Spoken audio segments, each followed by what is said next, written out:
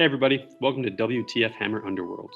For today's video, in light of the new-ish release that just came out for Warhammer Underworlds Beastgrave, basically the Arena Mortis new special gameplay rulebook that came out, I wanted to revisit the Vassal module that I put together to play Warhammer Underworlds multiplayer, just to show the new additions that I've made for this online format that I created, obviously with the help of Shuby and with Astropol, who are responsible for making that main Vassal mod that people play with.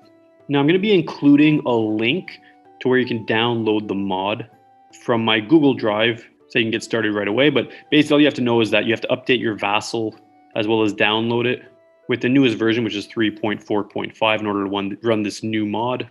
And the mod version that I'm officially at is mod 1.5. So what you're going to want to do is after you download this mod, you're just going to want to click on File, which you can't see on this screen. Then you're just going to want to import the module from wherever it is that you download it. It's going to take some time to open all the image files, and then it's going to pop up a screen that looks something like this. What you're going to want to do once you get to this screen is just look for a game online, like so. Click Finish. And this screen will pop up.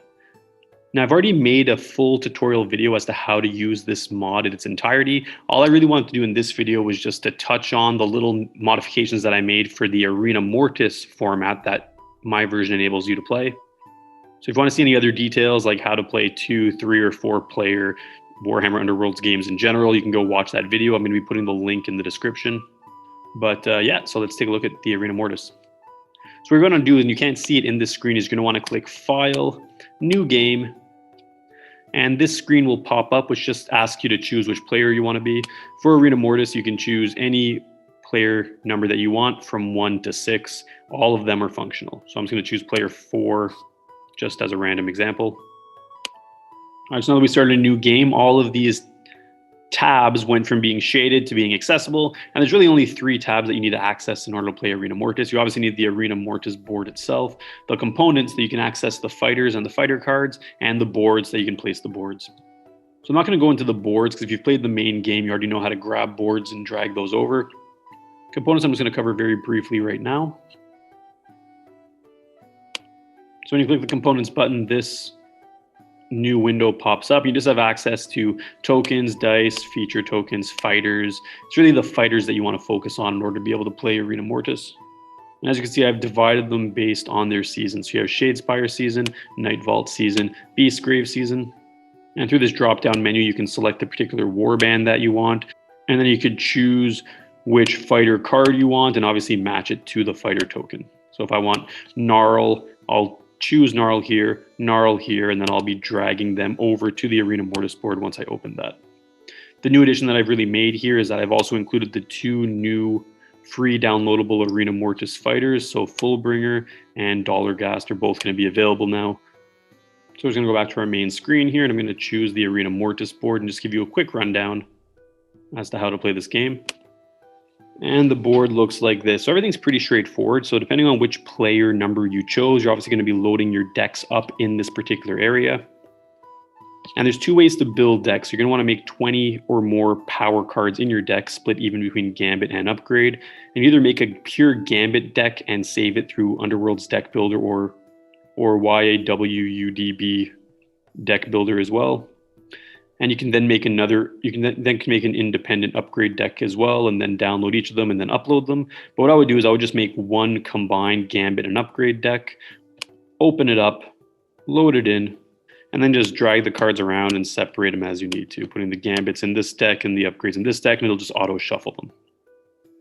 Obviously, you can add glory and remove glory as you normally would in the main game.